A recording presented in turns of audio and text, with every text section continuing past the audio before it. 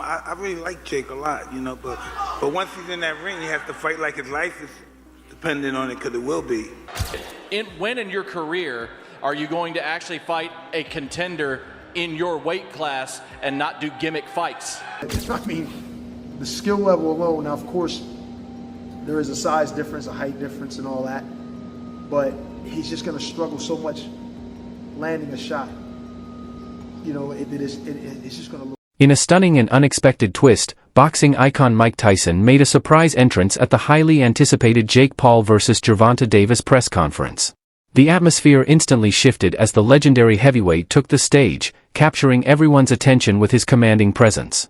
Tyson didn't waste a moment before delivering a powerful message aimed straight at Jake Paul, a warning layered with both respect and reality. With his trademark intensity, Tyson urged Jake to fight like your life depends on it, a statement that echoed through the room like a thunderclap. He reminded everyone that stepping into the ring with a relentless competitor like Davis isn't entertainment, it's survival. Tyson's words served as both advice and caution, underlining the dangerous edge of this upcoming showdown and the unforgiving nature of true boxing combat. You saw Jake Paul's fat body videos, and if you think he's taking his training seriously for you. Listen, I think he's taking it very, very seriously because his health depends on it. And yeah, he's nobody I'm not looking past him. I'm taking him lightly at all. The upcoming Jake Paul vs. Gervonta Tank Davis showdown has evolved into far more than just another boxing spectacle. It's a headline-grabbing clash that blurs the line between sport and entertainment. Officially classified as an exhibition bout, this label wasn't chosen lightly. It stems from growing concerns over the significant weight and size disparity separating the two fighters. Regulatory bodies, such as the Florida Athletic Commission, reportedly refused to sanction the event as a professional contest due to the obvious mismatch. To keep the fight within safe and legal bounds, special rules were set in place. The two will go head-to-head for 10 rounds, each lasting 3 minutes, while wearing 12-ounce gloves, a heavier choice designed to reduce damage. Despite its exhibition status, knockouts will still count, keeping the stakes high for both sides. In a groundbreaking twist, the scoring system introduces a modern layer of oversight. 2 human judges and 1 AI-based judge will determine the outcome.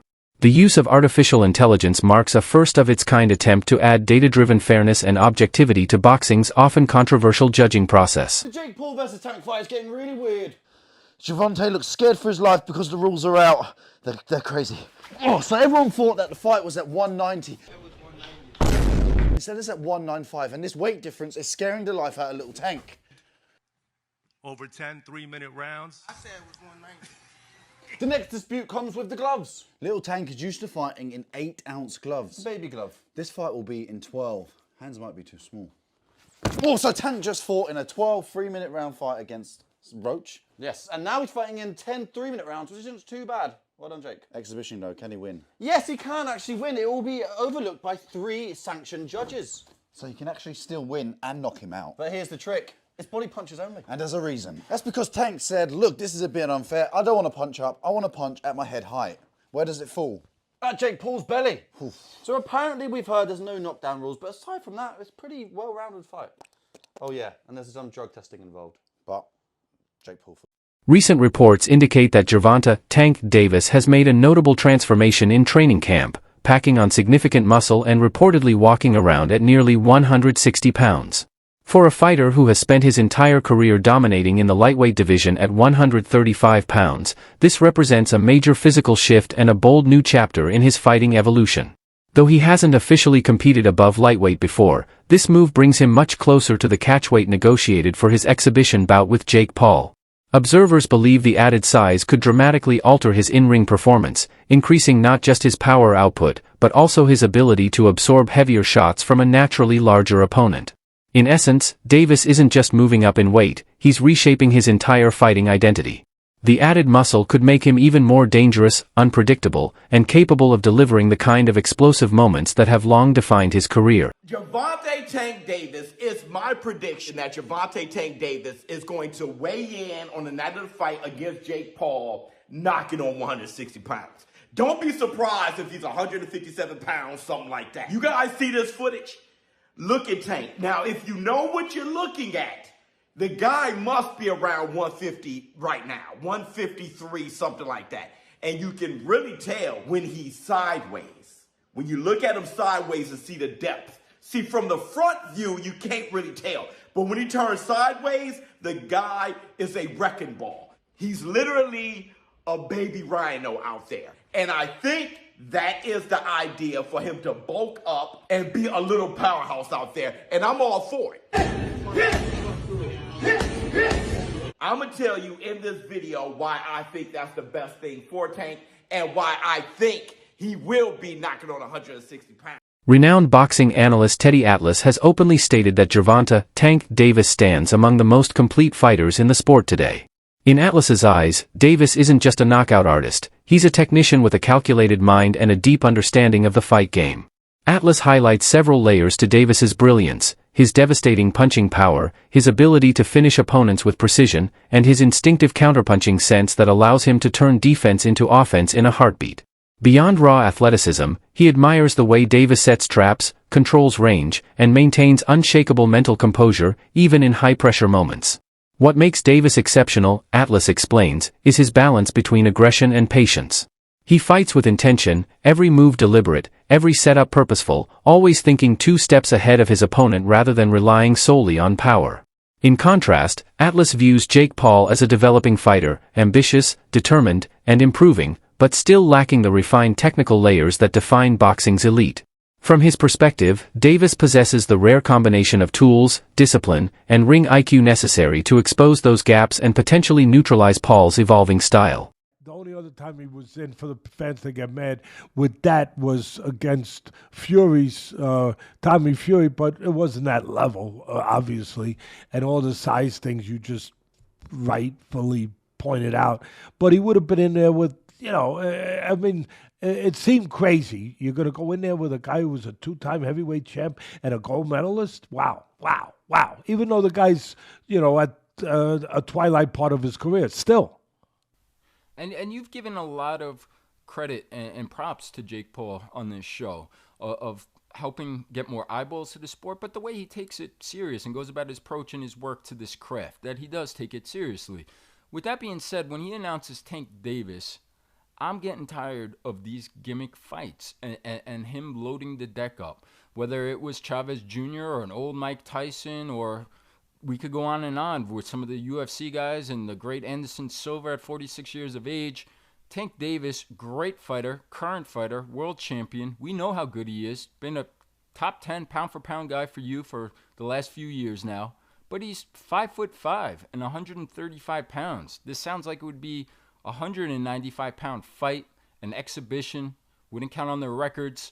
Not a whole lot of other details other than it will be in November, and it sounds like in Atlanta. But I've said enough. I just want to hear your take. What do you make of this news with Jake Paul and Tank Davis? But, and I'm smiling a little bit.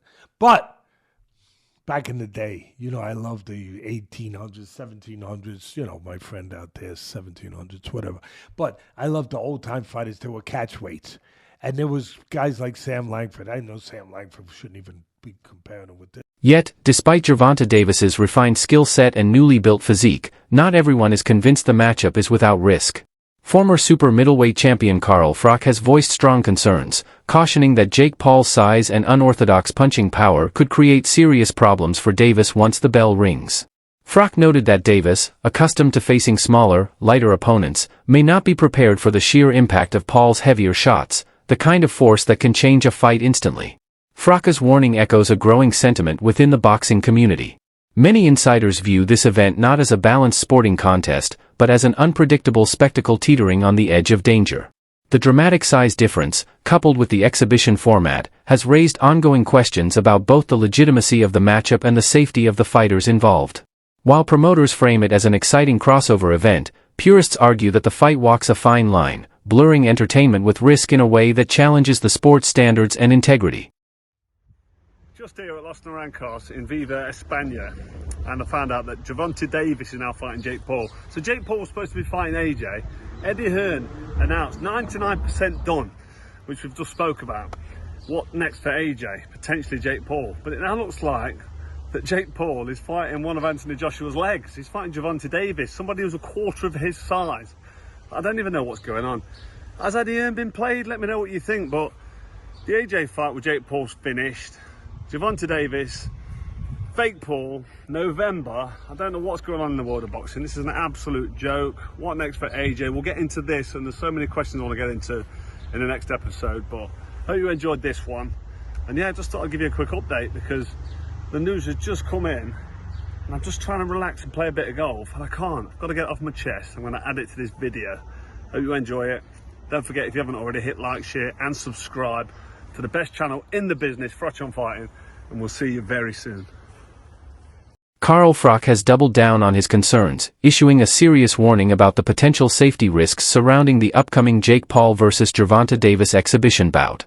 Speaking candidly, Froch emphasized the alarming weight difference between the two fighters, a gap estimated at nearly 65 pounds when fully rehydrated, a figure that has sparked intense debate across boxing circles. He cautioned that such a size disparity isn't merely a competitive imbalance, it's a legitimate health and safety issue. In professional boxing, weight classes exist for a reason, to ensure that power, reach, and durability stay within comparable limits. By stretching those boundaries, Froch warns, the fight may be venturing into dangerous territory, where a single punch could carry disproportionate consequences. His remarks add weight to a growing conversation about how far the sport should go in pursuing spectacle over safety, and whether regulatory bodies are doing enough to protect fighters in unconventional, high-profile matchups like this one. My name was mentioned at his press conference and he shit himself, and the fight was just absolutely fucking diabolical. Again, I've said before, he's not a professional boxer, he never will be, and he proves time and time again that he's not a professional fighter. So, Jake Paul, go on, piss off. I mean, I don't really take Jake Paul that serious. He can't really box. He can have a little fight, he can have a swing. He swings away, stands up straight, and he throws punches, but it's not professional boxing. Because when I watch him box, he's just so much wrong. It's just, everything's wrong. It's so bad. He's got leaky defence. He telegraphs his punches. Like, you put him in with someone his own size, it was a professional, and it's a mismatch. And you'll see that if he ends up fighting somebody. Tommy Fury, bless him, he's a pro boxer, but he's inexperienced. He's got no amateur pedigree. He's a raw novice, or maybe just above the raw novice. I was saying earlier, where would I put him in terms of levels? He'd do well to win a British title. He's at that sort of level. And then from British title to world level, it's like different worlds. It's like totally different. It's like a different sport. Following Jake Paul's decisive victory over Julio Cesar Chavez Jr., a new wave of discussion has swept through the boxing world. Analysts and fans alike are now asking a pivotal question: is Jake Paul finally ready to compete with legitimate top 15 or top 20 fighters? Rising talent Emiliano Vargas has publicly weighed in, suggesting that Paul may be approaching the level where such matchups are worth considering. Still, much of the boxing establishment remains cautious, urging patience before elevating him into elite territory. Promoter Eddie Hearn echoed this sentiment, acknowledging Paul's progress and professionalism but noting that the road to a WBC ranking requires more than name recognition and pay-per-view numbers. According to Hearn, dozens of seasoned contenders, fighters who have climbed the ranks through traditional routes, deserve those positions ahead of him. This debate perfectly captures the growing tension between Paul's rapid rise in popularity and the credibility of his competition. While his dedication and improvement are undeniable, the real question lingers: has Jake Paul been truly tested by opponents capable of revealing how he measures up against boxing's proven elite? I just think Chavez didn't get started. That's the only thing. I mean, you can't win. I want to be world champion. Zerto looks slow as shit tonight. You can't win if you don't throw, you know? So it was kind of like the Ryan Garcia Rollies thing. You know, Rollies didn't, I mean, Ryan really didn't get started, so, you know. What do you think about how Jake looked and then fought? Hey, you know what? You're very tough. If he sucked ass, he sucked ass, but he actually looks pretty good. There's people who walk into the gym, you can tell right away if they can box or not. So he can box, he's selling out, you know, obviously this arena, and the only thing I can do is take a page out of his book and, you know, put it towards my showmanship, so. Do you think he's ready for someone like top 15, top 20? I mean, look, you know, he knows who to fight. Obviously, he's, you know, growing in his career. If he really wants to make a career, I wish him nothing but the best. But I just think that, you know, it's going to be a little longer until then. Thank you, Emmy. Appreciate it. Oh, give us an update about you. You got a date coming up. July 26th, Madison Square Garden. I'm ripped up. I'm ready to go. Ran with Manny Pacquiao yesterday, and 15-0 on the way. Let's go, baby. Thank you, I appreciate it, man.